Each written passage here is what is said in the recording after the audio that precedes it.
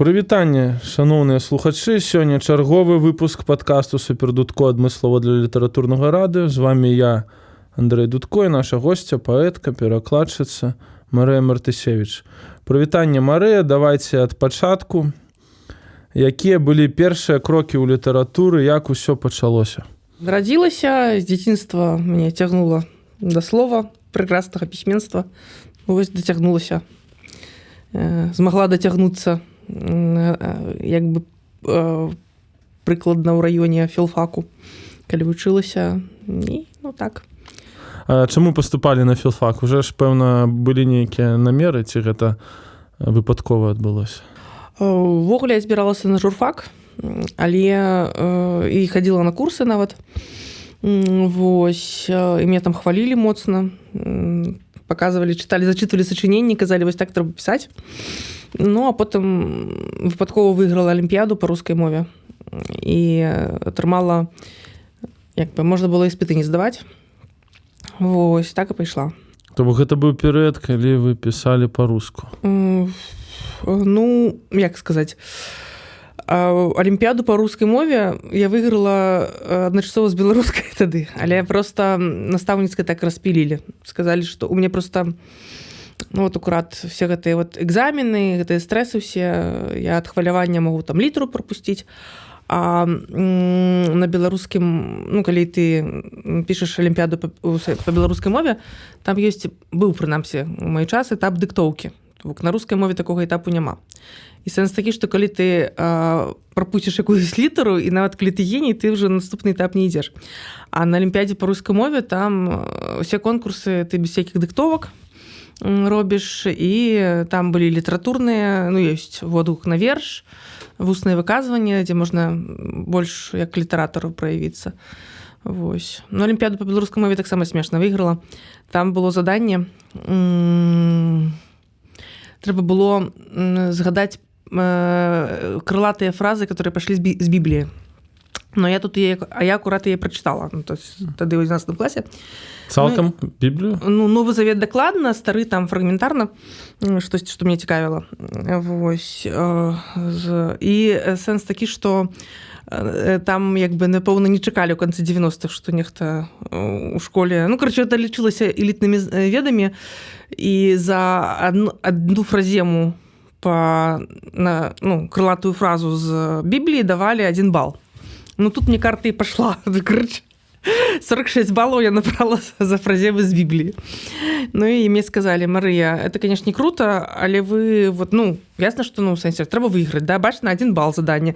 Я 46, навалила там этих самых прыказак і прымовак і фразеологізму з Бібліі. Марыя, это все, конечно, не круто, але вы не пабудавалі ніводнай сінтаксічнай схемы. Мы не можам вас пусціць на алімпіяду па беларускай мове літаратуры.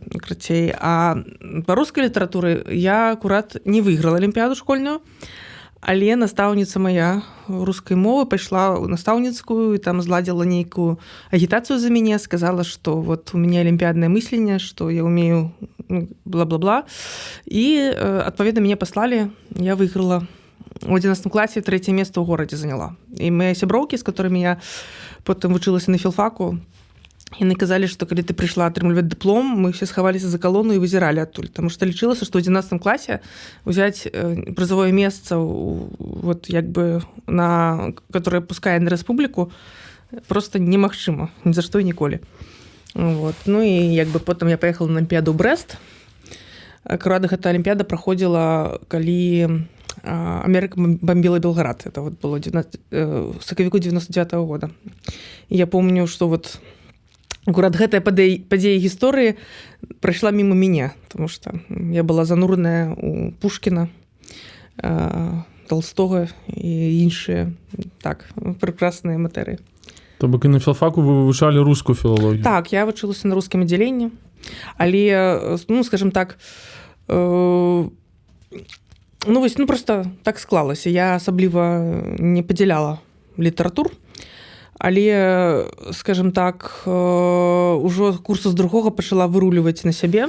То бок, увогуле я ў 11 класе паехала з адной арганізацыяй у Пушкінскае сяло. Мы стаялі лагерам, там такія ёсць пляцоўкі ў Пушгарах. просто под Михайловскім, под этой гарой, дзе стаіць этот дом Пушкіна, дзе ён ссылцы быў. Там такое возера, і на беразе гэтага возера, не, там не возера, там, напэўна, я уже забыл, там некая забылась, потом там возера, там паміж Михайловскім і Петровскім такая вот, як бы, такая здоровая лугавіна, і на іх стаяць, можна прыехаць, ну, прынамсі раней было, можна прыехаць і стаяць лагерам, вось, за валанцёрскую працу. Мы там дровы дагружалі, касілі штосьці 2 тыдні. Ну і вось у гэтым летніку мы зрабіліся беларусамі, все, хто там быў. Вось. Ініцыяцыю нейкую там. Ну так, тому што там былі крыху старэйшыя за нас важатыя, у тым ліку Андрэй Хаданович, напрыклад, там быў важатым. І, ну, адпаведна, мы неяк адкалібраваліся, то бок мы побачылі, што такое Расія, можа быць, не знаю, ну, прынамсі, вось, неяк так з гэтага летніка я вярнулася беларускамоўнай. Адчулі сябе асобнымі. Ну так, як бы, і пасля гэтага ўжо на філфаку гэта было, ну, першы гэта быў канец 90-х. В прынцыпе, вывучэнне нават рускай літаратуры, гэта было такое вывучэнне рускай літаратуры здаровага чалавека, такая пауза паміж, скажем так, вот скажите гэтае слово. Заідэалагізаваны. Вось, так. За вот этим самым савецкім мінулым, і яшчэ не прыйшоў гэты рэнесанс расійскай імперыі. То бок фільм «Гардемарыны вперед» здаваўся таким даволі невінным сантыментам, так, рэсантыментам расійскай імперыі. То бок у гэтым не было нічога шкоднага. Мы, прынамсі, гэтага не бачылі. Вось, з гэтага можна было выцягваць нейкія агульначалавечыя каштоўнасці. Ну, карацей, на гэтай вось розніцы, в прынцыпе, мне здаецца, што тое, што мы вучылі на філфаку, было вот такім в рускай мове, літаратуры і культуры здаровага чалавека, я б сказала. Вось, не было ніякіх, ну, вот тых рэчаў, которые дзікіх, которые вот зараз можна пачытаць у інтэрнэце. Наратыў гэты вось новаімперскі, яго не было. І вы неяк з пакваля паціху пачалі пісаць вершы. Ну, нейкія проблескі там. Ввогуле я хутчэй, я адначасова пачала пісаць і перакладаць вершы. У школе перакладала вершы, гэтай школьныя з падручнікаў усякія. Ужо ў школе? Так, у школе. Ну, некаторыя на рускую мову, часам паміж рускай і беларускай перакладала, я ўжо так асабліва не помню. Вось, ну, я, у прынцыпе, свядома взяла вялікую паўзу, я амаль нічога не пісала з вершаў, да недзе, вот, напэўна, першыя вершы так больш-менш пайшлі ў 4-м годзе, 2004. Ну, просто таму, што я не магла намацаць сваю мову, я не магла зразумець, як я хачу пісаць. Ну, вот, я разумела, што так, як пішуць па-беларуску, вось у той час пісалі, мне не падабаецца. Я хацела, вот я шукала, намацвала сваю мову, вот, як бы. Ну, як бы пытанне, што, ну, в сэнсе, не было выбору пісаць па-руску ці беларуску, но як бы само собой разумелася, што гэта будзе беларускамоўная творчасць. Але які ўплыў адбыўся пад уплывам чаго вы намацалі Я думаю, не, у меня просто быў антыўплыў такі вельмі істотны. Як бы я пра яго нават пісала ў Фейсбуку, ну, я не публічна пішу ў Фейсбук, там, можа, я паўтару гэтую гісторыю. Это было звязано, до речі, вот, з Пашам Свердловым, который зараз журналіст даволі знаны. Ён таксама у юнацтве пісаў вершы. Вось мы з ім і Михайловскай ездзілі. Вось, і мы з ім... І аднойчы ён мяне зацягнуў на нейкую літаратурную суполку, которая была ў доме прэсы, здаецца, пры першацвеце тады лічылася, яе вялі Мікола Віч і Сергей Патаранскі. Это такія два адыёзныя персонажы, вось, скажем так, нулявых. Вось, цяпер іх лёсы даволі сумныя, скажем так. І, ну, просто мне вельмі не спадабалася, як адбывалася, як яны паводзіліся як куратары гэтага ўсяго, як яны ставіліся да выступоўцаў. Ну, это быў канкрэтны съём дзевачак. І гэта, ну, настолькі выглядала гідка і абуральна, што Ну, просто не хацелася ў гэтым удзельнічаць. Но апошняй кроплі было... Так, у вас у ваших подкастах можна мацюкацца, так? Конечно. Ну, вось, ну, это тым больш, што это цитата. Значыцца, там просто, ну, былі такія класічныя, ну, ось, як бы, кананічныя такія чытанні, калі прыходзілі вот паэты з такімі сшыткамі, так, яшчэ тады кампутараў не было, канец 90-х, і, значыцца, нейкім сімпатычным дзяўчаткам гэты патаранскі з вічом там просто пляскалі, пры тым, што это была канкрэтная графаманія. Ну і стала такая адна дзевачка, вельмі сціплая, такая ў шэрым шведр, такая мышка з гэтым такім сшыткам агульным, вот этим цыратовым, з цыратай абгорнутым. І, значыцца, яна прачытала верш, дзе была рыфма. Вот, рэч тым, што мы з Свердловым мы нічога не чыталі свайго, только слухалі. Мы з ім просто ад нуды сталі типа угадваць рыфмы. То есть, ну, людзі чыталі такія банальныя вершы, дзе можна было адгадаць рыфму. Мы з ім спаборнічалі, хто больш рыфм адгадае. А тут дзяўчынка зрыфмавала ветразь і верыць. Ну, то есть, как бы недокладная рыфма, мы такие с Пашем, о. И тут встает, короче, Патаранский, а он зломанной ногой был, потому что его оттырили пьяного ў бар здесь, короче, и он скрутил трубочку часопіс «Прычацвет», потому что там, як бы, галоўная прынада было, что там налепшых друкуюць часопісе гэтым, из этих курсов. Ну, и он встал и стал махать этим часописом. «Калі ты рифмуешь ветразь и верить, ты апошняя, блядь». І, карацей, я просто вот, ну, гэта, як бы, ну, вот канкрэтна, калі вяртацца да гэтага з сучаснай оптыкай, там быў канкрэтны патрыархальны аб'юз вот этих девочек, то іх не ўспрымалі як паэтак, іх успрымалі як вот аб'екты, так, сексуальныя. Ну, і, адпаведна, паэзія, ну, в сэнсе, разборак у нармальнай паэзіі, ну, в сэнсе, разбірацца ў паэзіі там ніхто не збіраўся. І, ну, адпаведна, я подумала, ну, і прычым, ну, канкрэтна не было куды ісці. То есть там вот это было яшчэ самае жывое, што куды магла прыйсці школьніца з вершамі. Ну, адпаведна, я вырашыла, што я ў гэтым удзельнічаць не буду, але праз 3 гады паступіла на калегіум, там быў курс Кудовіча чытання і пісання тэкстаў. Ну, адпаведна, дзякуючы гэтаму курсу, а ў прынцыпе на паўнатусе, которая там была, я і пачала крыху пісаць. У нас быў вельмі моцны курс у плане літаратуры. Я вучылася з Андрэем Адамовічам, з Аксанай Спрынчан, з Вікай Трэнас, ой, кагосьці магу не... Гэта толькі ты, хто зараз, як паэты вядомы. Кагосьці... Быўшы Андрусь Белавокі, на жаль, ён загінуў, вот акурат калі у той час. Таксама такі перспектыўны аўтар быў.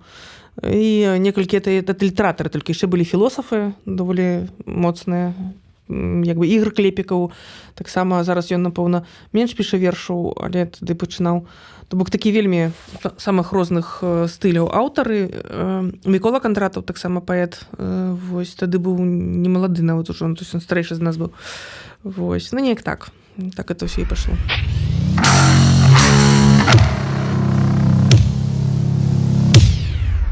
Вось вы упомянули Андрэя Адамовіча, і у меня якраз вось было такое пытанне, што у нас ёсць некалькі цэлая такая група ці пакаленне паэтаў, якія вось у маёй свядомасці звязаны нейкай такой аднолькавай інтанацыяй.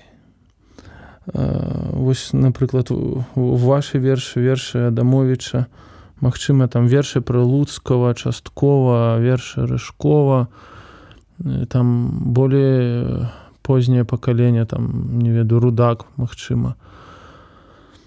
Ці вы можаце сказаць, адкуль гэта інтанацыя паходзіць? Можа, гэта яшчэ пад якога-небудзь паэта праца? Ну, у нас усіх... Более вядомага. Не знаю, ці гэта тут пытанне з намёкам, ці што, у нас, карацей, нас вельмі моцна даставалі старэйшыя традыцыяналісты тым, што казалі, што вы все пішаце пад Хадановіча, хаця гэта было не так. Пад Хадановіча не, як бы, ну, у той час так казалі. Я бы хутчэй падумаў, напрыклад, пад Жадана, а не пад Хадановіча. Не, у нас былі там аматары пісаць пад Жадана, некаторыя з пералічаных і непералічаных, але... Як это сказаць? А можа, гэта Жадан пісаў пад нас? Знаеце, караці, я жартую. Рэч тым, што як бы Аня Міхальчук, даследчыца літаратуры, яна год вот летась напісала, яна ўвогуле даследуе сучасны літпрацэс, і яна прааналізавала вось акурат наша пакаленне з таго гледзячы, што ўсе мы былі ўдзельнікамі гэтых пэнаўскіх конкурсаў. Там быў цэлае дзесяцігоддзе, скажем так, з 3 па 13 год, калі вельмі шмат людзей прайшло праз гэтыя конкурсы. І яна акурат даследавала, скажем так, хутчэй паблісіці гэтага ўсяго, то бок інтэрв'ю нейкія, выказванні. Менавіта пісала пра тое, што людзей з конкурсаў Пэна яна фактычна ставіла ў адзін шэраг з іншымі суполкамі, што былі да нас, то бок Шмерцверк, Бомбамліт, тутэйшыя і так далей, Маладняк, то бок фактычна праводзіла такую парадыгму. Хаця мы ніколі не абвяшчаліся як нейкая туса, мы ніколі, у сэнсе як групоўка, не было ніякіх маніфестаў. Вось мы нават з Кісліцынай пра гэта гаварылі, як яна даследавала акурат апошняй сваёй працы маніфесты, вось бомбамлітаў. У бомбамліце там тутэйшых, я зараз магу схлусіць, сэнс такі, што там у бомбамліце, калі, значыцца, у тутэйшых быў нейкі маніфест, напісаны, здаецца, дубаўцом, то бок нейкі адзін дакумент 80-х, такі пафасны і ўсё такое, то у бомбамліце кожны удзельнік напісаў па сваім маніфесце, а некаторыя нават 2 маніфесты. І вось такая поліманіфестнасць, а я кажу, што спадарня Ганна, вы заўважылі, што это самае у нас ніхто не напісаў маніфестаў, у нас не было маніфестаў. Яна сказала, што маніфест это калі ты новае штосьці зацвярджаеш, ўсё ўжо устаканілася, што там новае засноваць. Новая літаратурная сітуацыя наступіла, да? То бок мы ўжо існавалі у новай літаратурнай сітуацыі, которая была створаная Крыніцай, тутэйшымі, бомбамлітам, Разанавым. Мы ў гэтым уже так як комфортненька прыйшлі туды, і нас фактычна гэтыя ўсе людзі, гэтае папярэдняе пакаленне нас вучылі, таму што конкурсы Пэна, ты падаеш, значыцца, нейкія падборкі твораў, а потым ты трапляеш на майстар-класы, дзе ты тыдзень займаешся з старэйшымі літаратарамі, де тебе запрашаюць тых, сіх, вось. Спачатку я была ўдзельніцай не першага самага, другога і трэцяга, здаецца, конкурса, а з часам, з пэўным перапынкам стала яшчэ іх арганізоўваць. Я прыйшла, значыцца, у гэты рух, і я ўжо апошнія конкурсы я рабіла, і ў 13-м годзе фактычна прайшоў апошні конкурс, іх уже Паша Антіпаў рабіў. А пасля гэтага, фактычна, там цэлая гісторыя была, фактычна, я лічу, што это быў рэйдэрскі захоп працы з моладдзю школы пісьменніка ад Саюзу пісьменнікаў. Можа, яно і да лепшага. А хто захапіў?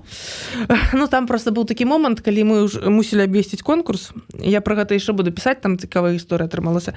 Мусілі абвесціць конкурс ужо наступны маладых літаратараў.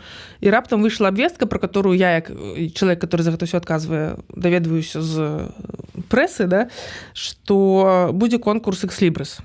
Адпаведна, рабіць 2 конкурса у адзін год, не было сэнсу. Мы тады хуценька пераарыентаваліся, я зрабіла конкурс крытыкаў, это ўсё пераарыентавалі. Сэнс такі, што экслібрыс гэта ўжо такі быў пасля нашага містера Фёрста, это быў містер Секонд, калі алюзіраваць на знакаміты фільм. І там яны фактычна ставілі задачай, у нас, напрыклад, мы стараліся 20 чалавек выбраць, там не больш за 20, часам бывала больш, то есть калі быў такі людны гады, а яны раздалі дыпломы там чалавекам 40 і фактычна палічылі гэтых людзей патэнцыйнымі людзьмі, которых можна запрасіць на школу пісьменніка. То есть это ўжо было не навучанне тыдзень, як у нас, а яны зрабілі этот гадавы курс, пісьменніцкі курс. Мне здаецца, вы яго заканчивалі, ці не, мне здаецца толькі. Это школа маладога літаратара пры Саюзе пісьменнікаў. Вось гэтыя курсы, это фактычна развіццё той же самай ініцыятывы, но ўжо крышачку іншае. То есть Пэн уже гэтым перастаў займацца, гэтым сталі займацца Саюзе пісьменнікаў. Вось, і гэта ўжо асобная гісторыя. А наша пакаленне, да, яно было вакол гэты конкурс, прынамсі так даследчыца сказала. Магчыма, гэта сапраўды так. У любым выпадку праз гэтыя конкурсы прыйшло чалавек пад 100, я думаю, калі там всех палічыць. і многія з іх, хоць яны не сталі пісьменнікамі, но яны даволі важныя для беларускай культуры. Напрыклад, вот Трафілаў Сергей, рэдактар «Камсомольскай правды», который вот даволі уплывовы журналіст быў да часу, так? Ён таксама быў удзельнікам конкурсаў. Хто там, каго яшчэ згадаць з тых вот невідавочных, напрыклад, першы год там увогуле там і Лабадзенка, і Івашченка, і Вальжына Морт удзельнічалі ў конкурсе самым першым. Вось, потым Паша Свердлоў быў удзельнікам конкурсаў. Як бы Влад Ленкевіч, так, безліч людзей. Просто і Антон Рудак, ён там таксама ў апошнія гады свяціўся. Пэўна, гэта суполка паэтаў і не аб'яўляла сябе нейкай суполкай, бо все жадалі заставацца нейкімі індывідамі і неяк не абагульняць. У нас быў свой такі этас. Па-першае, у нас, калі мы сустракаліся, у нас было не прынята чытаць свае вершы, вот мы просто размаўлялі, так? Мы ніколі не чыталі. Вот, я не знаю, ці робяць так увогуле паэты, мы просто ніколі, быў кепскім тонам, напрыклад, вот встаць і сказаць, я зараз вам свой стих прачытаю. То есть это как бы рабілі графаманы. То есть, пры гэтым ніхто ніколі не дыстанцаваўся ад графаманіі і все такое, все гэта ветліва слухалі, але, в прынцыпе, у нас, напрыклад, адна з прыкмет, мы не чыталі сваіх вершаў. Па-другое, у нас былі такія нейкія всякія інтэрнэт-двіжы, но это былі пародыі на тусоўкі, на аб'яднанне. Напрыклад, там быў такі год, калі Віталій Рыжкоў прыдумаў карпліт, карпаратыўную літаратуру. Як бы літаратура, то есть такі суполка, которая корпорация, которая, значит, со сваім кодексам, со сваім нейкім тым самым маніфестам, может быть, нават. І сэнс, галоўны прыкол был у тым, што трэба пісаць вершы адно пра аднога. То есть згадваць аднаго вершах. У мяне такія вершы ёсць, вот это, карацей, акурат як бы тое, што мы вот запускалася так. Яшчэ з тусовачнага было парныя вершы. У нас перыядычна былі нейкія паездкі, фестывалі, нейкія вот пленэры, этой конкурсы, і часам здаралася нешта такое, вершастваральнае, і мы часам адзін паэт і другі пісалі вершы на тую ж тэму. Вот у нас ёсць такі тройны нават тройнічок ёсць адзін. Значыцца, калі вы перажылі адну прикольную сітуацыю з Адамовічым Рыжковым, я. І мы напісалі пра яе вершы. Мы пакляліся, што мы напішам пра гэта вершы. У кожнага верш на гэтую сітуацыю. Верш Адамовіча я не помню, які менавіта ў яго верш. А у мяне гэта верш, он адкрывае кніжку «Амбасада», там пастанова называецца, значыцца, а у Рыжкова з гэтай вот трыяды верш про батюшку Михаила. Вот этот батюшка Михаил прызвычаюся на пярэдніх сядзеннях. Хаця нібыта вершы, калі іх супаставіць, не ясна, што яны з этой сітуацыі вырастаюць. Вось. І такія парныя вершы былі, як бы, я назвала гэты стыль парны тэніс. Як мы такімі часам паэты гулялі такі вот, як адзін паэт напісаў, другі зрэагаваў, і гэта было не проста, як вот часам бывае уплыў, так, у літаратуры, а менавіта такі вот, як бы, менавіта перадача, як бы, падача тэмы іншаму паэту. Карацей, гэта было класна, весела, і так вызначыла нашы нулявыя. Хаця, ў прынцыпе, вот Адамовіч пасля на фоне всяго гэтага напісаў кніжку пра вот песні пра Цімура. Вот, дарэчы, Цімур Хоміч, это таксама, я не помню, ці удзельнічаў ён у конкурсах, вот, хоць забі не помню, ці быў ён, напэўна, выйграваў у нейкім конкурсе, но ён вот быў такі, некалькі гадоў ён рэальна быў такім леваком, который прыходзіў і рабіў скандалы на вечарынках. Он, карацей, перыядычна адрубаўся пад уплывам там эмоцый, алкаголю і ўсяго, потым уставаў. Прабачце, а я вот, калі вот я зараз нікога не абразіў, то есть ён ухадзіў у раж, беспамятства, з ім таксама, карацей, вот фактычна такі персанаж. Вот. І як бы песню пра Цімура я не дачытала, мне было цяжка, таму што, как бы, гэта вот карпліт-каплітыч, да, то есть там канкрэтна ўсіх, вот акурат квітэсэнцыя гэтага карпаратыўнай літаратуры, калі чалавек узяў проста жывых людзей і зрабіў з іх такія, як фанерныя фігуркі, да, то бок мала адпавядаючыя таму, што, як бы было ў рэчаіснасці.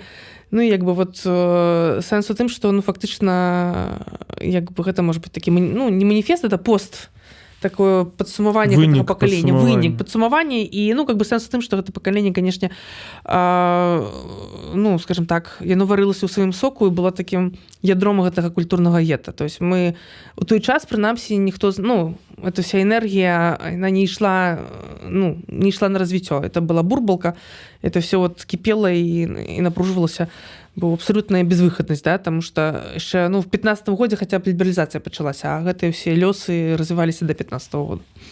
Ну, унутры гэтай бурбалкі вы вынайшлі сваю інтанацыю, сваю нейкую мову, каб не быць падобнымі на старэйшае пакаленне, каб болей адпавядаць сучаснаму светаўспрыманню. Ну, мы з Марынай Шодай пра гэта ўжо гаварылі як літаратуразнаўцы, і яна акурат, як выкладчыца сучаснай літаратуры, яна агучыла класную тэзу, з которой я цалкам пагаджаюся.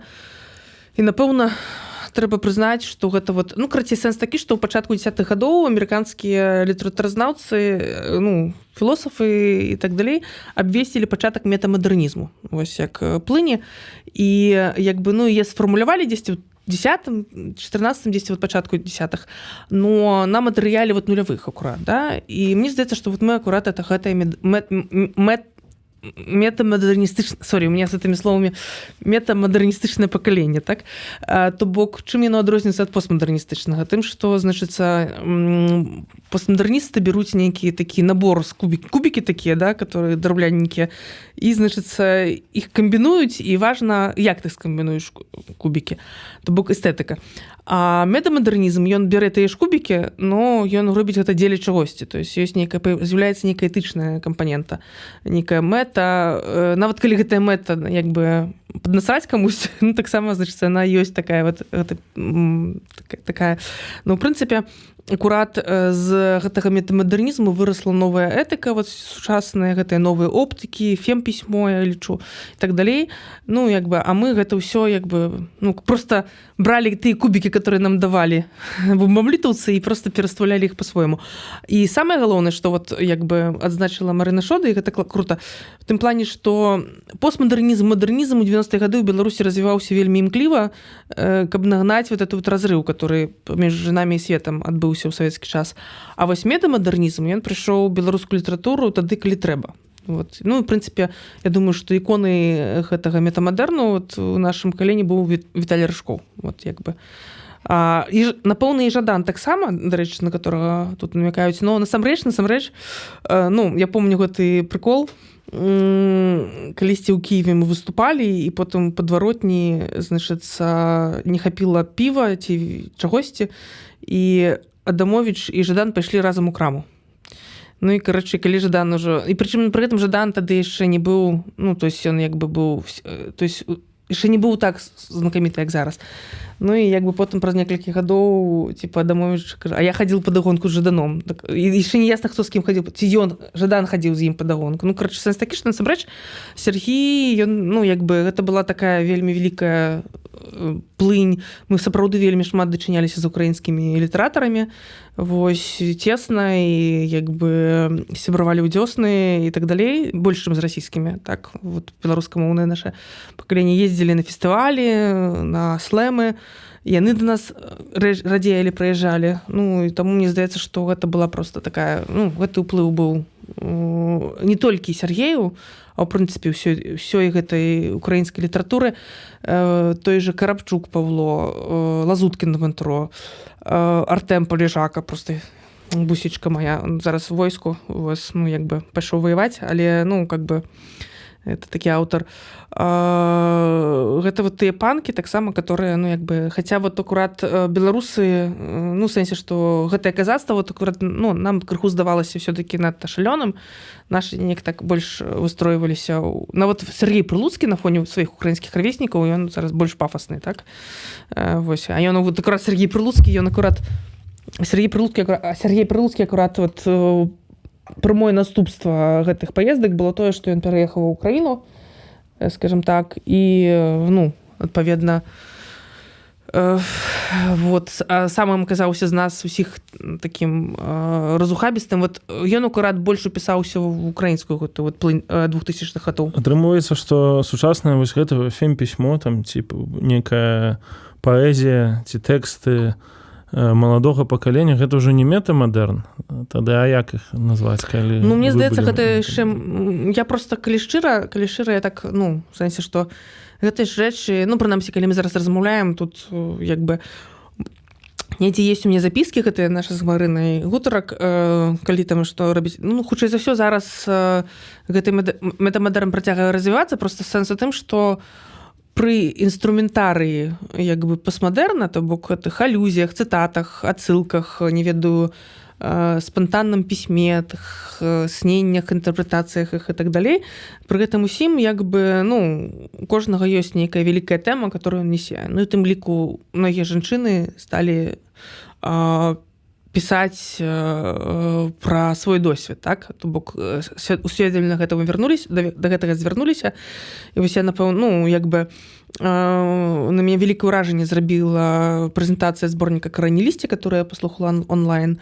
Ну, просто гэта ўжо другі год працоўная лабараторыя, дзе беларускі аб'ядноўваюцца, менавіта беларускі, вось, беларус, двухкроп'які, так аб'ядноўваюцца, каб пісаць, ну, як бы, пра свой досвед. І гэта ўжо такая усведомленая практыка.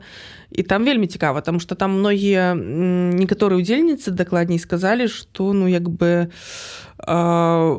ім там комфортней, чым вось такія ж заняткі ў школе маладога літаратара. Школа маладога літаратара вырастала акурат вот з гэтых з прагрэсіўных пісьменнікаў 90-х, 2000-х.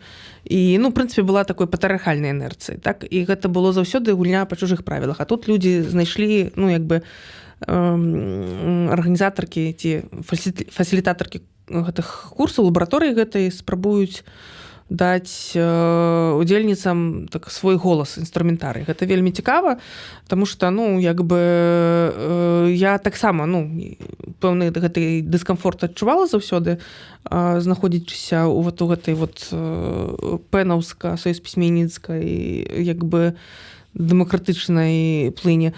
Але, ну, акурат на мяне там, як на першапраходцу часам абрыналіся такія дзіды і скандалы. Вось, ну, напрыклад, першы нумар часопіса «Верасень», это ж, ну, музейны экспанат, я лічу, хачу яго знайсці. Калі нас нехта слухае, у кагосьці ёсць дома, падарыце мне, калі ласка, там ёсць, карацей, шальмаванне. То ці было от беларускай літаратуры шальмаванне Быкова, да? Пасля «Мёртвым не баліць», пасля ў 90-х, і было шальмаванне Мартысевіч, калі Эдуард Акулін зладзіў анкету, дзе літаратурную, дзе спытаў там чалавек 20, як вы ставіцеся да Марыі Мартысевіч і яе эсэ пра мужчын, якіх мы выбіраем. Ну і карцей, і там былі жорстачайшыя рэпрэсіі, то есть можна было толькі асудзіць мяне, калі хтосьці казаў нейтральна гэтае пытанне не друкавалі. Ну там было канкрэтна, там, значыцца. Вось, так што гэта было весела. Ну, тады было не весела, канешне, але зараз ужо можна згадаць так весела. Ну, баталіі былі такія цікавыя, інструментары такія. Зараз такого няма. Гэтых анкет? Ну, штосьці такое, да. Ну, чаму няма? Ну, ёсць кэнселінг. Гэта ўсё перарасло ў кэнселінг. Ну, як бы, сэнс такі, што, ну, як сказаць, гэта... Не, ну, я думаю, што шальмаванне ад кэнселінгу крыху адрозніваецца ўсё-такі, і мне здаецца, што, ў прынцыпе, кэнселінг у Беларуси магчыма толькі срачы. Кэнселінгу у нас як такога, як механізму, напэўна, немагчыма. Чаму? Таму што кэнселінг гэта павінна... Людзі, ну, як бы людзі павінны зладжана штосьці, ад чагосьці адмовіцца. То бок, ці было нават у больш шырокіх грамадскіх пытаннях у Беларусі хоць адзін выразны кэнселінг? Ну, як бы не было. Ну, то бок, забастоўку людзі не могуць нармальна арганізаваць, прабачце, да? Значыцца, кагосьці закэнселіць пры такой маленькай аўдыторыі, як, ну, як бы нашых пісьменнікаў, так? Такіх маленькіх накладах, ну, як бы... Не, ну... То есть мы і так закэнселены, мы уже з самага пачатку закэнселены. Усе на 100% не могуць закэнселіць. Кэнселіць нейкая група, яны там... Так, лічаць, што ўжо ўсе стасункі трэба разарваць з гэтым чалавекам. Гэта кэнселінг? Чаму гэта не кэнселінг? Ну, я просто... Але ўсе, калі там з адной гэтай звіліны там у ногу шагаць, так не бывае. Хтосьці, наоборот, яго падтрымлівае, там 20% будзе падтрымліваць, 30% Не, я не про тое, про тое, што кэнселінг, ну, класічны, то есть кананічны. Я так разумею, што гэта вот інстытут рэпутацыі вот этих сусветных маштабаў людзей, калі чалавеку мільённыя ганарары злетаюць за тое, што не так штосьці сказаў. Не, ну, ганарар гэта твой працадаўца цябе звальняе, але ну, я не знаю, мне здаецца, што не значыць, што ўсё грамадства адмовілася, інтэрв'ю бяруць там і так далей. Ну, я не калі шчыра, я ніводнага беларускага кэнселінгу пакуль не зафіксавала. То бок мне здаецца, што ну, нават тады, калі Акулін спрабаваў гэта зрабіць шальмаванне, я кажу, што тыя людзі, которым ён адмовіўся пісаць іх нейтральныя выказванні, яны мне пазванілі, ўсё гэта расказалі. Вось, публічна, дарэчы, ніхто не заступіўся. То есть, конечно, было цяжка, но як бы, ну, пры гэтым саюз пісьменнікаў мне выдаў другую кнігу за кошт сваёй праграмы. І яшчэ хадзілі потым фанаты Акуліна і казалі, як вы маглі гэта выдаць, яна ж такая, яна ж сякая, яна ж там этого Богдановича абазвала нездарай, там што такое. Ну, короче, гэта падобна на савецкую школу гэтых такіх шальмаванняў. Ну, вот, да, шальмаванне і кэнселінг это вот рознае.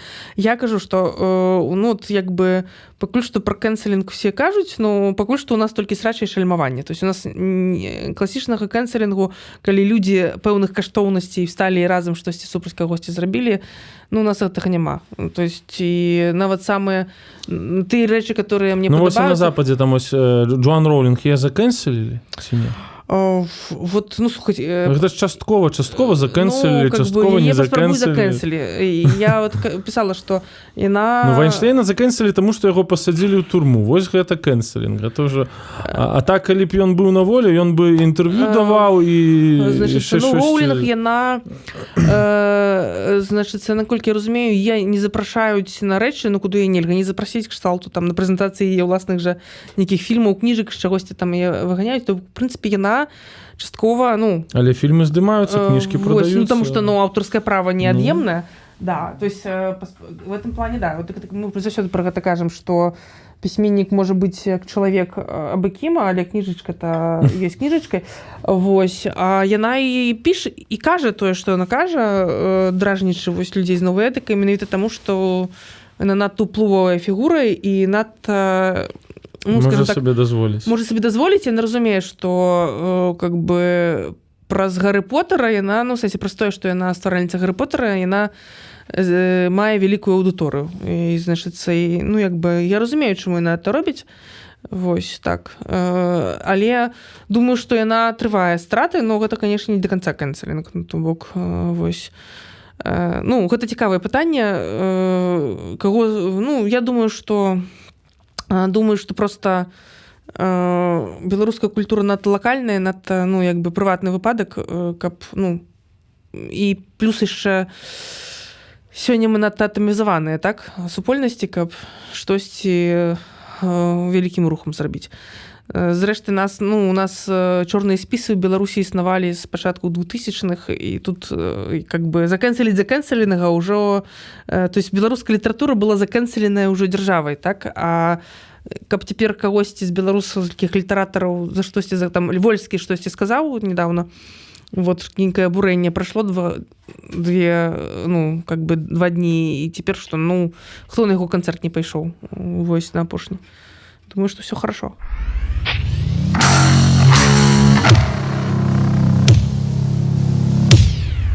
Так, самы ваш глыбокі твор на сёння гэта, пэўна, паэма «Сарматыя».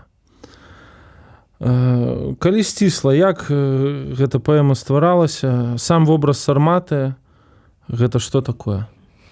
Карцей, ну, гэта просто я, скажем так, паспела гадоў на 5 раней за серыял гэтай 1670, польскі, Netflix зараз вядомы, пра сарматаў. Ну, сэнс такі, што гэта просто, ну, таксама постмадэрністычнае, метамадэрністычнае сэнсаванне гісторыі Беларусі, сучаснасці Беларусі, менталітэту беларусаў, з гледзяча вот гэтай метафоры сарматы. ну, так называлі нашу зямлю, да? На сярэднявечных мапах як бы сармацкі стыль гэта і сармацкая легенда, да, про то, што шляхта гэта нашчадкі сарматаў, гэта з'явілася тут, на нашых землях. Вось потым як бы пашырылася на всю Рэч Паспалітую, так? І, ну, это все хронікі ж апісваюць, як там палямоны падымаліся па Нёмане, як бы засялялі тут усё. Недавно, до речі, перечитывала гэта. Вот, этого Стрыйкоўскага перакладзе Брызгунова читала. Ну, там как бы это все очень эпично написано. Как они тут. Вось. І, ну, власна, як мне здаецца, вельмі многія рэчы все-таки нельга вытравіць ні рэпрэсіямі, ні акупацыяй, ні зменамі нейкімі.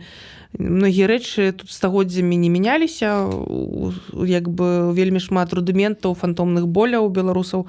Ну і адпаведна гэта ўсё праяўляецца і зараз. Ну вось так оно і напісалася. Просто на эстэтыцы твораў, з которымі я захаплялася або працавала, я вот акурат у той час перакладала Адынца, вось вершы для кніжкі «Успаміны пра мінулае» пра 19 стагоддзя. Шмат працавала з Фрэдэрам, з Міцкевічам, то бок з этой літаратуры 19 стагоддзя польскамоўнай. Вот. Яшчэ шмат чагосьці чытала, уже не помню, якія творы на мяне ўплывалі. Ну, в прынцыпе, філфакаўская адукацыя, да слова, ну, дае як бы вялікі бэкграунд. У мяне былі выкладчыкамі Ігор Запруцкі, Мікола Хаўстовіч, беларускую літаратуру выкладалі старажытную. Як бы гэта такое, ну, нішто на земле не праходзіць бесследна. Жанна Некрашевіч кароткая, вось, таксама ролевая мадэль для мяне. Яна пераклала «Прускую вайну», паэму Вісліцкага. Вось, і, ну, гэта такі, ну, вау, этот чалавек выкладае ў нас літаратуру. Ну, гэта было такое, это годнае было. І, ну, адпаведна, гэта ўсё такая сугестыя, ну, і просто расказалася як сучасная гісторыя. Але, ў прынцыпе, гэта такая даволі папсовая метафора. У Польшы, вот у Польшы гэта крышачку, нават на польскую мову паэму пераклалі «сарматыя», а не «сармацыя», таму што, ну, як бы, каб падкрэсліць гэты вот крышачку, як бы, іншае. Потому што калі у Польшы кажаш «сармацкі» ці «сармацыя», у іх пачынаецца, як у нас, калі кажаш, не ведаю, калгасны ці калгаснік. Ну, то бок, пэўныя людзі гэта лічаць кепскім густам. Я добра стаўлюся да калгаснікаў, вось, але, ну, мы разумеем, да, як у нас могуць людзі сказаць вот пра калгаснае штосьці. Вот у Польшы сармацкая гэта такі кіч вот у стылі афіцыйнага рамантызму, так?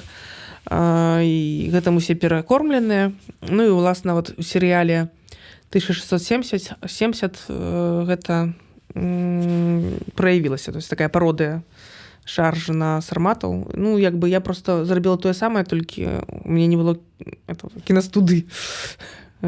Нікога не распытваў пра Тарашкевіцу. Здаецца, настаў час. Вы напісалі у свой час тэкст «Бронік» з Белахім. Пра Тарашкевіча, з апалагетыкай Тарашкевіца. І вось адбыўся потым сыход да наркамаўкі. У мяне? У гарэзлівым пацалунку. Это. Я ўсе свае кніжкі, которые я выдаю самастойна. Ну, то бок, вот все... Адзінае выключэнне было «Амбасада». Ну, там просто таму, што саюз пісьменнікаў Вінярскі не выдаваў Тарашкевіцу, прынцыпова. Значыцца, усе кніжкі, на которые я магла паўплываць, яны ўсе выдадзеныя Тарашкевіцай. Вось, як бы, большасць кніг амерыканкі Тарашкевіцы выдадзена, водападзел Тарашкевіцы. Як бы, Гражына, Міцкевіч Тарашкевіцы. Вось. І я пашыраю... Гэта справа ў выдаўцах. Часам просто у пэўным... Ну, па-першае, ёсць нейкая у нас такая джентльменская ледзійная дамова не выдаваць дзіцячыя кніжкі Тарашкевіцай, таму што школьнікі чытаюць у школе ну, вось, ну, это афіцыйныя правілы, ну, то бок, все-таки кніжка «Моладзевы раман», гэта першае. Другое, што што ну таксама можа сказаць выдавец свае слова, асабліва калі ён, то есть хто плаціць грошы, той выбірае правапіс. То бок сыхода я пісала ў новым часе, который даваўся наркамоўкай, ну ось як бы пісала наркамоўкай.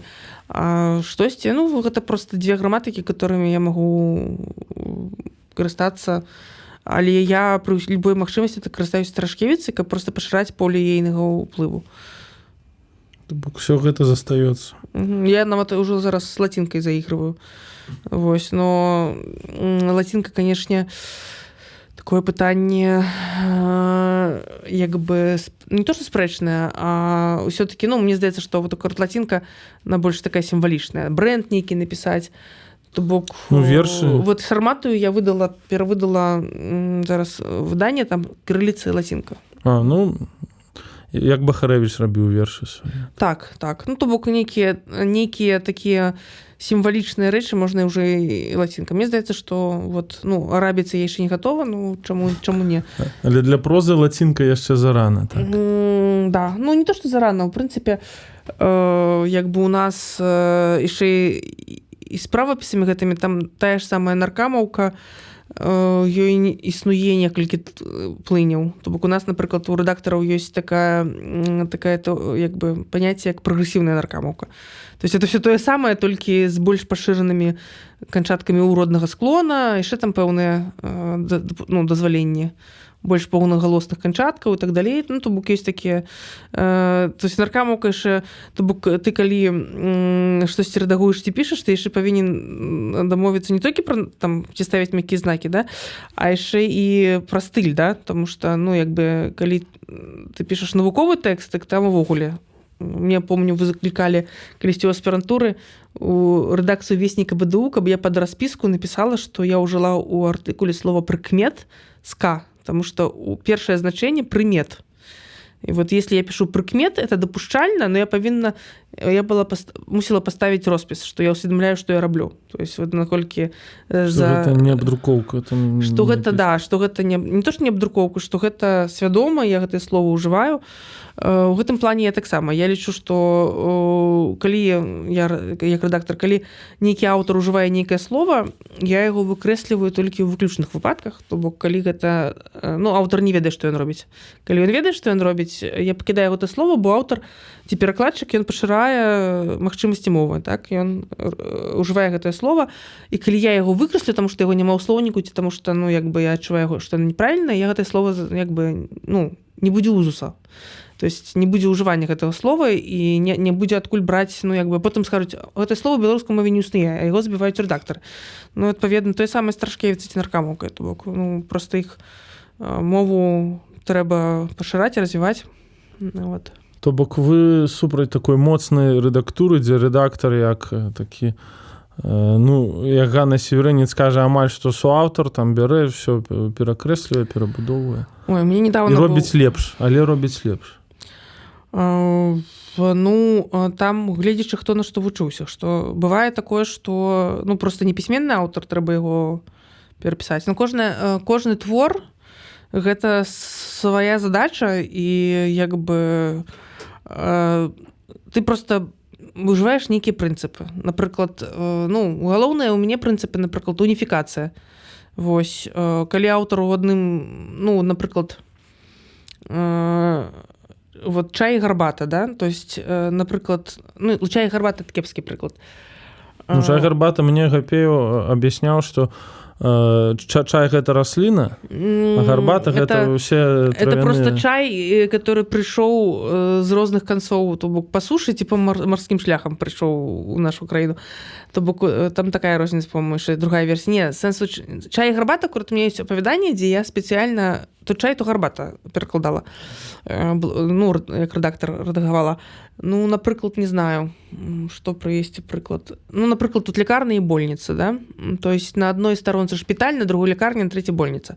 Все-таки ў гэтым, асабліва калі гэта тэкст вот такі лёгкі, который трэба просто хутка прачытаць, то я просто выбіраю адно з гэтых слоў і паўсюль уніфікую ва ўсім тэксце аўтазаменай просто таму, што чытач павінен, ну, пастаянна ў галаве, калі не потому, што я не хачу мову развіваць, а таму што Ну, вот ён пайшоў у больніцу, выпісаўся з больніцы, каб сюжэт не губляўся ў чалавека. Бо калі ўжываецца новае слово, чалавек можа не зарыентавацца, што гэта сюжэт згубіць сюжэт. Ну, я таксама лічу гэта неахайнасцю. Ну так, але ёсць моманты, калі для сінонімічнага раду трэба там розныя словы на адзін прадмет увесці. Бывае такое, да, што аўтар кажа літаратурнае слово, а герой ўжывае дыялектнае ці там сленгавае на нешта. То бок самыя розныя прыёмы. І я проста вот некаторыя гэтыя прынцыпы ў мяне проста ёсць, і я іх ужываю. Ну, как бы вот, ўсё. І тут як бы чыста тэхнічная праца. Я магу нават перапісаць старонку ці праставіць абзацы месцамі аўтару. Гэта ўсё адно рэдактарская праца. Ну, конечно. Да. Ну, то есть это, как бы пры гэтым все, што аўтарскае, трэба, канешне, пакінуць. Нельга на сябе самае.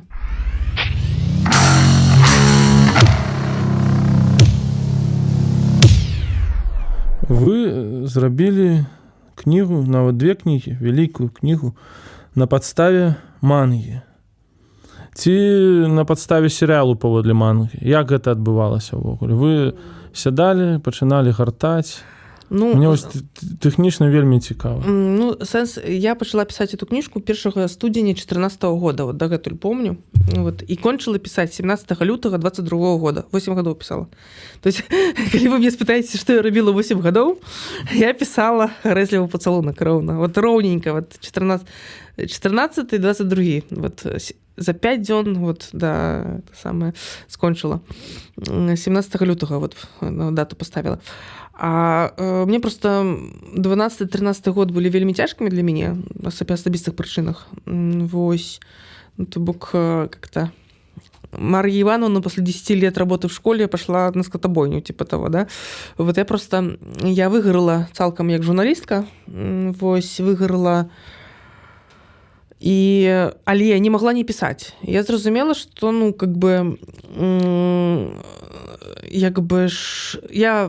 быў год, калі я проста нічога не рабіла, я глядзела серыялы, самыя розныя. Вось. І гэта проста быў адзін з серыялаў, который я паглядзела, но адрозненне ад іншых карэйскіх ці азіяцкіх серыялаў. Гэта была карэйская экранізацыя? Не, я глядзела японскую, адну з японскіх, но потым я проста паглядзела все, і тайваньскую, карэйскую, і пачытала мангу, і яшчэ ёсць анімэ па гэтым. Гэты сюжэт вельмі папулярны ў гэтай культуры, і проста мне канкрэтна я пабачыла круты сюжэт, да, то бок, вот, менавіта пабачыла ў ім скажем так, па-першае, там, што шчокнула, тое, што ў азіяцкай, этой школе там класы па паспяховасці дзяліліся ў сюжэце. І у нас просто такое прыкладна атрымалася ў маёй школе. 51-й школе, которая зараз 29-я гімназія, у нас акурат профільныя класы былі, і там былі і простыя класы, да, куды як бы зганялі ўсіх, хто не хацеў ці не мог вучыцца ў профільных. І мяне гэта вот просто тое, што падобныя сістэмы канкурэнтныя мяне зачапіла, то бок мне адгукнулася з маёй школы, плюс яшчэ манга пісалася ў 90-е, то бок там таксама не было мабільнікаў, як і у нас, і былі насценгазеты, нейкія цэдулачкі гэтыя все, вот, это все мне стрэльнула. А што не стрэльнула, тое, што, канешне, гераіня там такі смоўш, яна дамагаецца свайго упартасцю. А я гэта ўсё-такі, калі пісала, перапісала на топус папялушкі. То бок, гэта больш заходняя мадэль, да? Што як бы трэба, кожны чалавек прыўкрасны, і трэба фея, каб яго вот кранула. І, як бы, это першае, што я змяніла, і другое, што я змяніла, што я гэты сюжэт, манга, это ж асаблівы круты жанр, я абсолютно не ставіла сабе мэты неяк у гэтай культуры застацца, я просто взяла сюжэт і перапісала яго на еўрапейскі падлеткавы раман. Вось, з элементамі дыдактыкі і выхавання, просто там, не ведаю, ці вы калі чыталі, ці адчулі гэта, там, я спадзяюся, што вельмі добра схавана, это дыдактыка і выхаванне. То есть там ідзе, это роман выхавання, то есть там героі развіваюцца, то бок, прынамсі гераіня. Каб параўноўваць, трэба добра ведаць арыгінал, а я яго не ведаю. У мяне была ідэя перад падкастам, можа, паглядзець, але там такі аб'ём, што...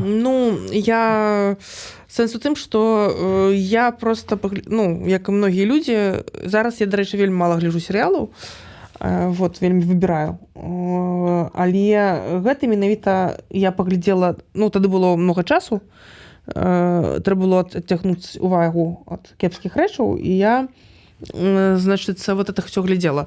Ну, і акурат параўноўвала. І сэнс такі, што я просто пабачыла патэнцыял сюжэту, ну, не ўсё ў гэтых экранізацыях было рэлевантна. І потым, калі я дайшла да арыгіналу, да самой мангі, я пабачыла задуму аўтаркі, пабачыла сюжэт выдатны і прыкольны. І ён, дарэчы, ну, сапраўды летні вандроўны. То есть этот сюжэт, ён як бы адзінае, што яго спыняе ад вялікага распаўсюду, что манга лічыцца незавершанай. То есть аўтарка маладой трагічна загінула, не дапісаўшы там пару этих вот томікаў. І таму так яны там не пажаніліся, напрыклад? Яны пажаніліся, там просто сэнс у тым, што як і вся любая нармальная манга, яна мусіла закончыцца свадьбай, весельем, але яна была такая папулярная ў Японіі, што прыйшлося пісаць вот далей. І далей уже, ну, я лічу, што пасля веселья гэта ўжо, ну, як бы не спартова. Вось, это ўжо для грошай было. І вот яна не дапісала, яна мусіла скончыць тым, што гераіня нараджае дзяўчынку, і вот гэта не дапісалася яшчэ, этот вот момант. То есть это момант вядомы толькі ў сінапсісе. І таму, як бы, ну, яна не вельмі... То есть яе не перакладаюць афіцыйна на рускую мову, здаецца, і яе перакладала, дарэчы, дзяўчынка з Беларусі з японскай, яны ўсё гэта рабілі... Гэта як фанацкая движуха? Фанацкая движуха была. Вось. І как бы я просто взяла, спачатку я ішла даволі блізка да сюжэта, а ўжо потым адпусціла лейцы і брала ўжо такія агульныя штукі, калі ўжо навучылася пісаць, скажем так. Это был першы вопыт такой вялікай прозы. Ну, гэта мне вот што нагадала, я даўно мару пра нейкую калегіяльную такую школу творчасці для жанравай беларускай літаратуры накшталт галівудскай сцэнарнай. Вось яны там збіраліся там і абмяркоўвалі сцэнар фільма калегіяльным такім метадам, ну і зараз так робяць з прадусерам, нават там з рэжысёрам. І вось ваш твор нейкі крок да гэтага. Ну, Галівуд таксама бярэ паспяховы сцэнар і адаптуе. Гэта такі добры крок для развіцця жанравай літаратуры ў Беларусі, калі мы кажам, што зараз... Слухайце, Шекспір браў паспяховыя сюжэты і адаптоўваў. Это, па-моему, ўсё, як бы, у сэнсе, што гэта так развіваецца, в прынцыпе, развівалася літаратура. Фауст, да? Тырны, ператырны сюжэт. То бок, я, в прынцыпе, не лічу гэта як плагіатам нават, да? Там адзіная праблема, я нават спрабавала звязацца з праваўладальнікамі, і быў пэўны кантакт, но потым ён, на жаль, знік, згубіўся. То бок, як бы, ну, мне просто все, хто чытаў эти веды, сказалі, што, ну, это, не, ну, в сэнсе, што там это самастойны твор. Твор атрымаўся арыгінальным, і гэта залішне ўжо. Ну, не, ясна, што я просто чытала некалькі раманаў, я ж так глыбока закапалася, што я чытала некалькі раманаў, дзе гэты сюжэт стырылі без пазнакі. Вось, так што ён як бы не я першы, не апошні, напэўна. Вось, ён вельмі, ну, ён у гэтай вот романтычнай ўсёй плыні, ён даволі папулярны. Сёдзя манга гэта так званая. Ці можна сказаць, што вы пакуль гэтак перапісваючы сюжэт мангі ўласнымі рукамі, намацалі нейкія там яго прыёмы, там стрыжні, зараз можаце напісаць нешта такое же жанравае, але з арыгінальным сваім сюжэтам? Я, вось, у прынцыпе, як сказаць, я помню, што з самага пачатку я апісвала просто, вот я адкрывала мангу і апісвала. І ў мяне атрымлівалася на адзін разгарот мангі 10 сторонак тэксту. То бок манга гэта вельмі круты жанр у тым плане, што, ну, як бы много інфармацыі змяшчаецца на разгароце. І, в прынцыпе, аматары мангі, яны так і навучаюцца счытваць, так? В прынцыпе, гэта новае пакаленне з кліпавым мысленнем, з гэтым вобразным, так? І это мяне захапляе, но я так не ўмею. І больш за тое, я лічу, што сюжэты гэта ўвогуле самае слабое месца Белліта, менавіта сюжэты. І таму, можа быць,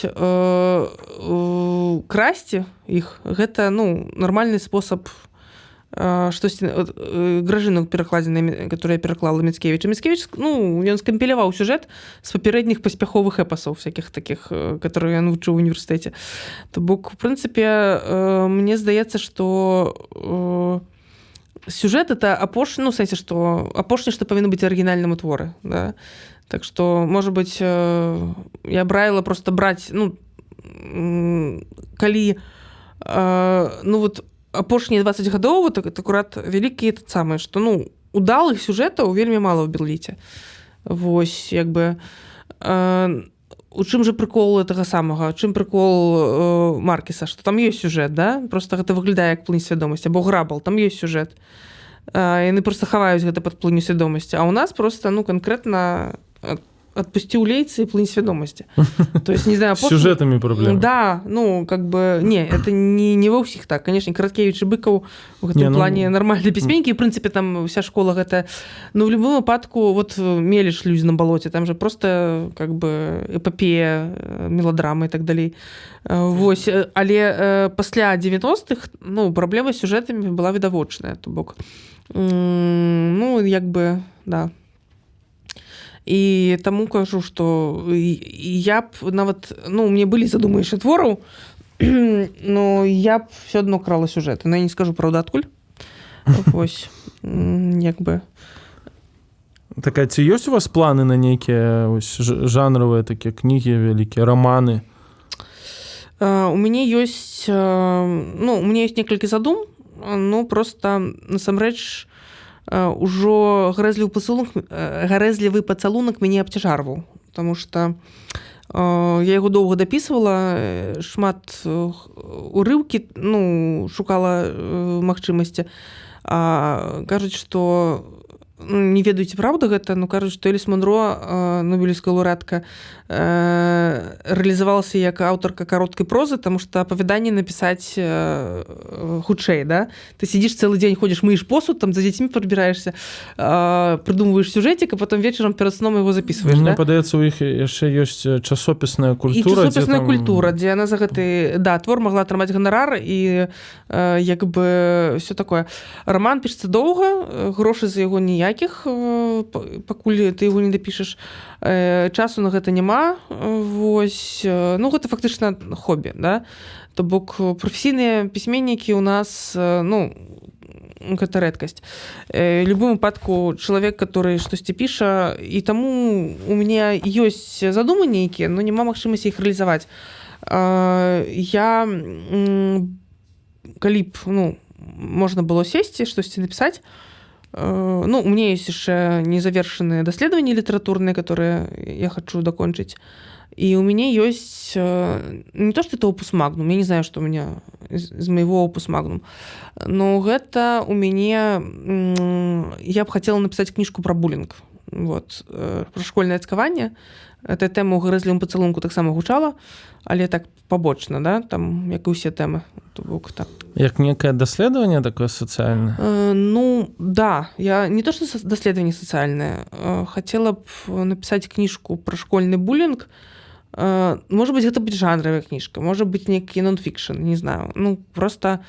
Ну, у мяне была вельмі цяжкая школьная, як бы, гісторыя, вось, которую я хотела б, ну, неяк вот завершыць такой кніжкай. Але я глядзела гэтыя лонгріды расійскіх, вот в Расіі гэтыя ж праца ж пастаўлена нормально. Там былі лонгріды, калі чалавек, которого цкавалі, там прыйшоў да поспеху, стаў там прэстыжным аўтарам у нейкай там умоўнай колце и пошел до своих обидчиков школьных и стал у них интервью брать, да, там как бы разбираться с этим. Вот это, ну, как бы нет, такое я не хочу. Вот, это какой-то я бачу такі фільм в Індонезії пасля рэпрэсій, там, дзе забівалі мільёны людзей под видом того, што яны як бы камуністы, ну там, ну, просто рэпрэсіі супраць нейкай інтэлігенцыі. Потым рэжысёр з адной ахвярай там рэпрэсій, якія бы былі забіты там нейкія сваякі, ходзіць па гэтых палачах, там з імі катах і з імі размаўляе. Ну, размаўляе. Да, гэта жанр такі, ну, сэнс такі, што, в прынцыпе, як бы Кінга Кэріш, наш, ну, як бы адна з самых вядомых кніжак пра школьны буллінг, да, калі дзяўчынка з тагасветнымі сіламі там усіх парашыла. Значыцца, і мне здаецца, ну, просто я не намацала, што гэта можа быць. То есть, як гэтая тэма, які гэта жанр будзе, на любым выпадку, што б гэта не была за кніжка, вот у яе павінна быць, ну, прынамсі, для мяне нейкія адказы на пытанні, што і як там адбывалася. Ну, пакуль гэтага няма. Можа быць, яна не напішацца ніяк. Але хацелася б. Вот это такая тэма, як бы... Як яе раскрыць, я яшчэ не зразумела. У маладосці мне здавалася, што я павінна пачытаць шмат кніжак па псіхалогіі. Цяпер я так ужо не ўпэўнена. Вернемся да грэзлівага пацалунку. Якраз Сергей Пукст кажа пра свой поп-праект «Георгій Дабро», што ён заснаваны на прыгадваннях, пазнаваннях нейкіх станаў ці музычных шаблонаў. І на гэтых прыгадваннях, пазнаваннях, у прынцыпе, пабудаваны ўвесь тык-ток, і гарэзлівы пацалунак таксама для школьнікаў ці тых, хто там быў школьнікам ці студэнтам, стварае прастору такую выдатную для прыгадванняў, пазнаванняў. Але мне падабаецца, што ў пацалунку створаны вобраз нейкай ідэальнай Беларусі, як такі вектар ці стан, да якога належыць імкнуцца Беларусі, падобны на нейкую развітую краіну. Скажыце, як гэта адбылося? Вы наўмысна рабілі карцінку болей прыгожай, ці проста самі вы існуеце ў такім свеце? Моя зона комфорту. Я просто збудавала сваё жыццё так, каб у іншым чымсьці не жыць. Хаця, канешне, гэта не зусім праўда. Вось я не жыву ў вежы са слоновай косткі, як мяне аднойчы адзін публіцыст абвінаваціў. Вось у меня ёсць, я леты бавіла на вёсцы, як бы, і, ну, скажем так, у прынцыпе, дзе гэтыя таміны, яны ж, ну, фактычна аўтабіяграфічныя. То бок, яны ясна, што яны беруць мангу, но туды ўстаўляюцца вот гэтыя крышталікі з маё... Ну, там нічога няма... Летнік вось гэты, да? Летнік такі быў. Просто это четвертая частка. Там конкретно, там, ну, меня могут засудить люди. То бок там конкретно спісана з жывых персонажаў. І прычым я яшчэ гэту... Ну, этих людей, з которыми я была в этом летніку, мы перыядычна збіраемся, ну, на нейкія такія ностальгічныя зборкі. Я іх усіх вот этой 8 гадоў цвяліла, што я вот хочу вас у кніжцы, ну, прапісаць. Значыцца, і это самае, адна дзяўчына, ну, слухай, Марыйка, ты мне хоць у кніжцы мне хоць шчаслівы лёс зрабі. Вось у выніку я яшчэ там пару рэальна такіх нешчасных гісторый выключыла. Там усё, што было, фактычна усе гэтыя гісторыі здараліся. То бок, або падобныя да іх. То бок, это не ідэальная Беларусь, гэта вот тое, чым я расла. Ці быў рэдактар у пацалунку? Да. Бо ён такі ўражанне стварае вельмі добра адрэдагаванага твора, таксама, вот, мне цікава. Да, это вельмі хорошая рэдактарка, да. Не магу яе назваць зараз, на жаль. Ну, гэта ас. І яна спачатку вельмі крытыкавала першы том, другі том она ўжо ўцягнулася.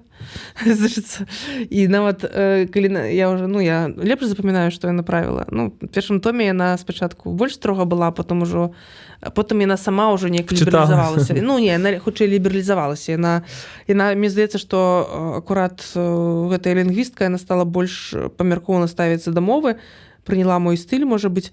Но насамрэч першую частку я вельмі доўга правіла стылістычна. Яна доўга адлёжвалася, і я з яе, ну, скажем так, на 3-4 чытцы я там з яе павыключала всякія такія вельмі грувасткія словы, грувасткія канструкцыі, зрабіла іх больш, ну, такімі простымі словамі пісала. І быў яшчэ адзін цікавы момант. Першую кніжку вычытвалі школьнік і студэнтка. Вот. І, ну, то есть быта рыдынг вот менавіта мэтавай аўдыторыі. І мне, значыцца, я, канешне, ўжывала там сленг свайго юнацтва, і яны мне напісалі, што такое слово, яны на многія сленгавыя словы падкрэслілі іх і сказалі, што гэта кажуць толькі зэкі і, ну, просто вот... Старпяры. Да, не старпёры. Нет, не старпёры, просто невыхаваныя людзі. Мы з такімі не дачыняемся. Пры тым, што адна дзяўчынка гэта была з Фаніпалі, то есть, ну, вот, як бы... Пры тым, што я помню, вот у мяне ў дзяцінстве мы былі ў летніку, і у нас былі канфлікты з фаніпальскімі. То есть, там нармальная такая гапата была заўсёды. І дзяўчынка з Фаніпалі, яна напісала, што гэта, ну, типа, несмак, да? А другі хлопчык сталічны, он вучыўся... Менавіта я спецыяльна взяла, который вучыўся ў беларускамоўнай школе, ну, каб... Бо, в прынцыпе, я лічу свае мэты аўдыторыі галоўныя. Гэта дзяцей, которые растуць у беларускамоўных сем'ях і вучацца ў такіх школах, каб яны таксама мелі нейкае крутое чытво, да, і то самае, і мелі перавагу над іншымі равеснікамі, што могуць яго чытаць. І вось яны мне гэтыя словы падкрэслівалі вельмі многа. І я тады вырашыла просто гэты сленг, ну, просто его фактычна яго там няма, там ёсць толькі маркёры сленга. То есть там як бы ёсць такія словы, которые ствараюць уражанне, што дзеці размаўляюць сленгам, но там няма сленгу. Ён вельмі нейтральны і такі, каб, ну, рэч у тым, што калі ты на першым курсе, то твоё сленгавае слово да 5-го курса, калі ты давучышся, першы курс уже лічыць старым, да? Сленг вельмі хутка састаравае. То есть там словы лох, чувак, да, вот это, што у нас... Я дагэтуль кажу чувак, і як бы пры мне аднойчы Латлінкевіч сказаў чувак, ну, наша слова з нашага пакалення, і некая дзяўчынка такая маладзейшая поморщилася, он сказал, да, я олд, я уживаю гэта слово. То есть, типа, ну, сленг реально моцна састаравае. І гэта мне вот вельмі спадабалася, да, што ў іх вот этот вот ужо яны такія сапраўды вельмі шмат нашага моладзевага сленгу было звязана з турмой і гопніцтвам. І, ну, тады ўсе так размаўлялі, гэта была тэма, да. Цяпер гэта не тэма. І вот як бы гэта ўсё так вельмі... Хоць там і у мне і гэты гопніцкі флешбэк ёсць, але сленг там... Вот там толькі Вася там перыядычна вот уключае такі наратыў. Жывая, да. Вось сарматыя супраць гарэзлівага пацалунку. Ці ёсць адчуванне, што як падлеткавая аўтарка вы болей адбыліся, ці не? Я не адчуваю гэтае самае... Я не адчуваю, як сказаць, увогуле, як, ну... Дыхатаміі. Да, ну, сэнс такі, што ў сарматы ёсць свае адданыя чытачы, і ў гарэзлівага пацалунка там гэтыя аўдыторыі часткова перасякаюцца, ну, вот, як бы, это абсалютна, ну, як бы, это розныя сферы, просто, ну, як бы, я таму і псеўданім взяла, Ева Вайтоўская, гэта вот... это просто, у кнігі «Як пазбыцца мамы тут» не ўзялі? Не ўзяла, потому што гэта кніжка для іншай аўдыторыі, для, як бы... Яшчэ іншай. Вот той, ну, можа быць, той бліжэйшай да... Ну, з сарматай вольны. «Мама тут» — вельмі дзіўная кніжка. Это тое, вот, акурат, што мы з Прылуцкім, напэўна, і з Верай Бурлак, вот такія, можа, 3 аўтараў назову, такія вершы на мяжы, да, даросласці і дзяцінскасці. Прычым, мне здаецца, нават у мяне больш лагодней, чым у Прылуцкага, бо яго зусім уже такія, як бы, панкаўскія штукі. Вось, ну... Не, ну, там пра колер гэтых какашак, ну, так сам. Ну, это самые такие, ну, вот аккурат з этими вершамі было весело, потому что я их писала просто, ну, так, как забаўкі. А потым ездила з Надзей Кондрусевич у Гродно выступаць. І, ну, там был дзіцячы фестываль, ну, мне дзіцячыя вершы вот такие. І я их просто раздрукавала на паперках і засунула паперкі, ну, сэнсе, чытала з паперак. У Гродно гэта чамусьці вельмі спадабалася людзям. І, ну, Надя сказала асцярожна, што, можа быць, гэта магла быць кніжка. Але мы ні пра што канкрэтна не гаварылі. Но потым яна ў сваёй машыне, ну, там, дзе я ехала калі назад, я этой паперкі ўсе забыла ў гэтых вот кішэньках такіх ззаду. А яна возіць свайго сына, вазіла ў школу, у 23-ю гімназію, і сябра сына. То бок часам у сяброўкі забірала і везла ў 1 клас. І гэтыя хлопцы, яны, типа, гэтыя паперкі знайшлі, яны іх сталі чытаць вершы, рагатаць, і потым яшчэ панеслі ў гімназію іх, там чыталі. І мне сказалі, што нават у гімназіі некаторыя ведаюць чарнавікі, то есть не ведаюць уже арыгінальныя. Ну і Надзею гэта пераканала, што вот такая кніжка можа быць. То есть, як бы, я, калі шчыра, я ведаю некаторых вот гэтых фанатаў кніжкі, і маладых, і старых, ёсць 10-гадовыя фанаты, ёсць... Мне таксама спадабалася, усім раю. Ну, выйшы хлопец, да, потому что просто яшчэ часам бывае, што не ўсе хлопцы, ну, некаторыя хлопцы, ну, многія хлопчыкі е... Ну, гэта аўдыторыя тых, у каго ёсць дзеці, мне... А мама тут?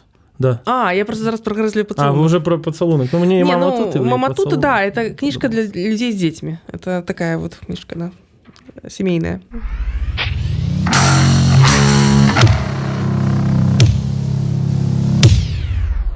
Вы писали в Фейсбуку, что у вас есть книги, якія яшчэ не выйшлі, не надрукаваныя. Напрыклад, я там заўважыў кнігу, якая называецца «Калготкі».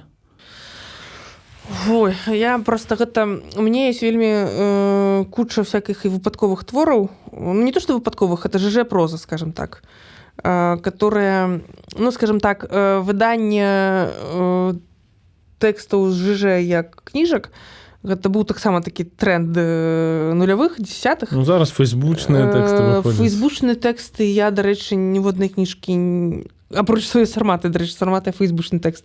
Я не помню.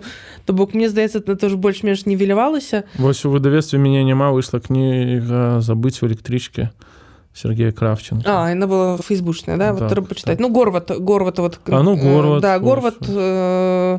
Ну, скажем так, калі література, нешта сетевое, заснавана на інтэрактыве, робіцца потым кніжкай.